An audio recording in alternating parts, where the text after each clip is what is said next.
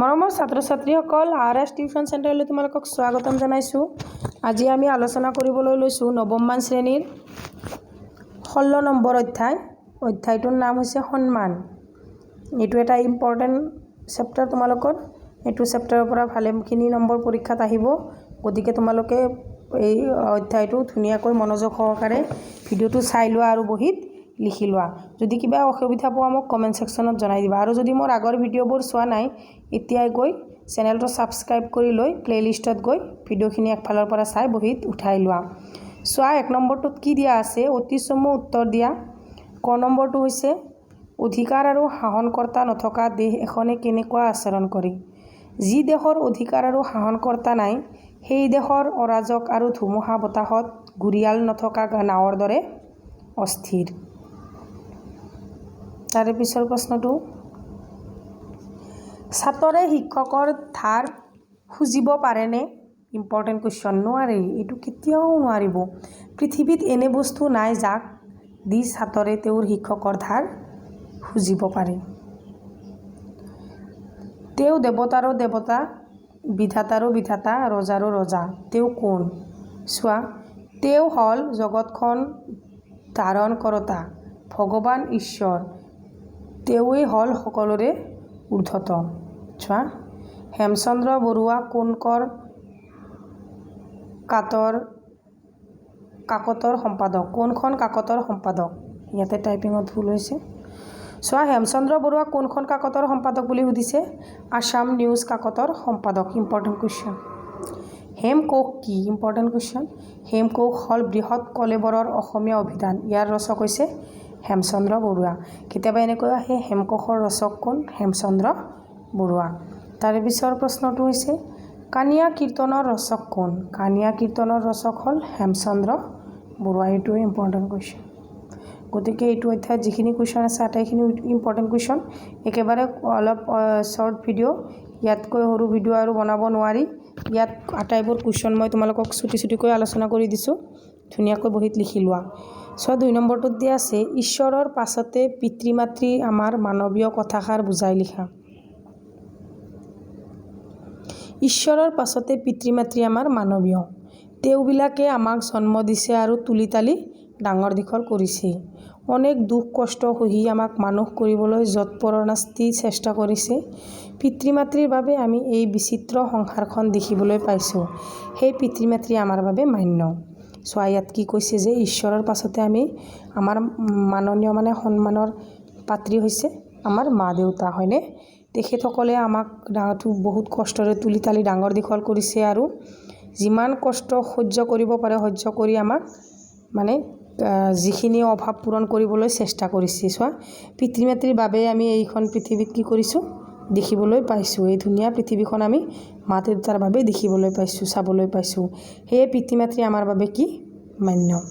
তাৰপিছত 3 নম্বৰ প্ৰশ্নটো, শিক্ষকৰ প্ৰতি ছাত্ৰই মান সৎকাৰ কিয় ৰাখিব লাগে? শিক্ষক হ'ল ছাত্ৰৰ বাবে বীতচক্ষু।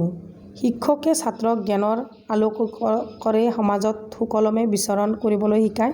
ছাত্ৰৰ ভৱিষ্যত জীৱনটো গঢ় দিয়াত শিক্ষকৰ ভূমিকা অধিক। সেয়ে শিক্ষকক ছাত্ৰই সন্মান কৰাটো দৰকাৰ। চোৱা, ইয়াতে চোৱা, শিক্ষকৰ ঋণ আমি কেতিয়াও পৰিশোধ কৰিব নোৱাৰোঁ। শিক্ষকে যিখিনি পিতৃ মাতৃৰ যিখিনি কৰ্তব্য সেইখিনি পিতৃ মাতৃয়ে কৰে, কিন্তু শিক্ষকৰ যিখিনি কৰিবলগীয়া সেইখিনি পিতৃ মাতৃ কেতিয়াও কৰিব নোৱাৰে। চোৱা, ছাত্ৰই সদায় আমি শিক্ষকক কি কৰিব লাগে? সন্মান কৰিব লাগে। শিক্ষকে ছাত্ৰক জ্ঞানৰ আলোকৰে সমাজত সুকলমে বিচৰণ কৰিবলৈ শিকায়। শিক্ষকে ছাত্ৰ ছাত্ৰীক জ্ঞান দি জীৱনত কেনেকৈ চলিব লাগে সুকলমে সেইটো শিকায়। আকৌ ভৱিষ্যত জীৱনটো গঢ় দিয়াত শিক্ষকৰে ভূমিকা থাকে। সেয়ে আমি শিক্ষকক কি কৰিব লাগে? সন্মান কৰাটো দৰকাৰ। চোৱা, 4 নম্বৰ প্ৰশ্নটো, সন্মান পাঠটোৰ পৰা কি কি শিকিলা? চমুকৈ লিখা। ইম্পৰ্টেণ্ট। মানুহ সৎ হোৱা উচিত। সৎ মানুহে ডাঙৰক শ্ৰদ্ধা আৰু সৰুক মৰম কৰাটো নৈতিক কৰ্তব্য বুলি ভাবে। চোৱা, ইয়াত কি কৈছে যে এই অধ্যায়টোৰ পৰা আমি কি শিকিলোঁ? যে মানুহ সৎ হ'ব লাগে। সৎ মানুহে ডাঙৰক কি কৰে? শ্ৰদ্ধা সন্মান কৰে আৰু সৰুক মৰম কৰে। এইটো এটা নৈতিক কৰ্তব্য বুলি কৈছে। চোৱা, সন্মান পাঠটোৰ পৰা লিখকে সন্মান বিশেষকৈ কাক কাক কৰিব লাগে তাৰে এটি সুন্দৰ আলোচনা দাঙি ধৰিছে। গতিকে চোৱা এই সন্মান পাঠটোৰ পৰা সেই লিখকে কাক কাক সন্মান কৰিব লাগে সেই বিষয়ে সুন্দৰকৈ আলোচনা দাঙি ধৰিছে। নিজতকৈ ডাঙৰজন সি লাগিলে যিয়েই নহওক সন্মান কৰাৰ দৰকাৰ। চোৱা ধুনীয়া কথা, নিজতকৈ যিজন ডাঙৰ তেওঁ আমাৰ কি হয় সেইটো ডাঙৰ কথা নহয়, আমাতকৈ ডাঙৰ কাৰণে আমি তেখেতক সন্মান কৰাটো দৰকাৰ। চোৱা ব্যৱহাৰ সদায় মধুৰ হ'ব লাগে। চোৱা তোমাৰ ব্যৱহাৰৰ কাৰণে মানুহে বঁটা পায় আৰু ব্যৱহাৰৰ কাৰণে মানুহৰ কটা যায়, হয়নে? গতিকে ব্যৱহাৰ সদায় মধুৰ হ'ব লাগে। অসমীয়াত এষাৰ কথা আছে যে এয়া চোৱা এইটো লাইন কোৱাৰ আগতে মই এষাৰ কথা ক'লোঁ, এইটো লাইন মই চোৱাই নাছিলোঁ। চোৱা কথাতে কটা যায় আৰু কথাতে বঁটা পায়। চোৱা মই মনতে যিটো ভাবিছিলোঁ সেইটোৱে হ'ল।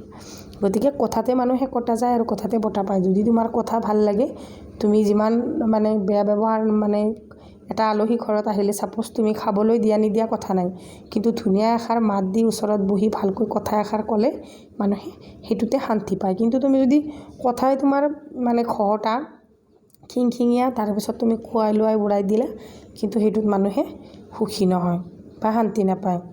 তাৰে পিছত ভাষা বিষয়ক চোৱা একেবাৰে চুটি অধ্যায়। তলৰ শব্দবোৰৰ সমাৰ্থক শব্দ লিখা। এতিয়া আছে নৰিয়া, জগত, লোটক, চকু, হেতু আৰু মান। চোৱা নৰিয়া মানে হৈছে সজ্জাগত,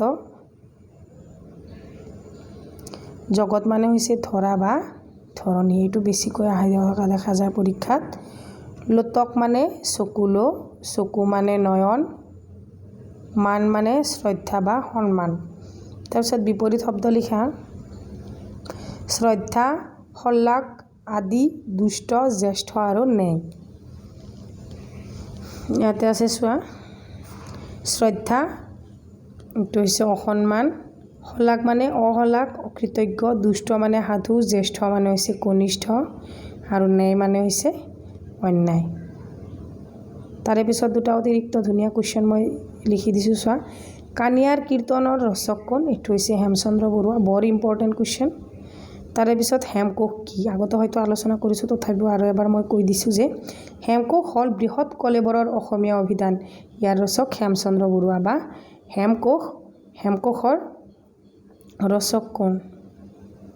এনেকৈও যদি আহে তেতিয়াহ'লে তোমালোকে এইখিনি আনচাৰ লিখি দিবা।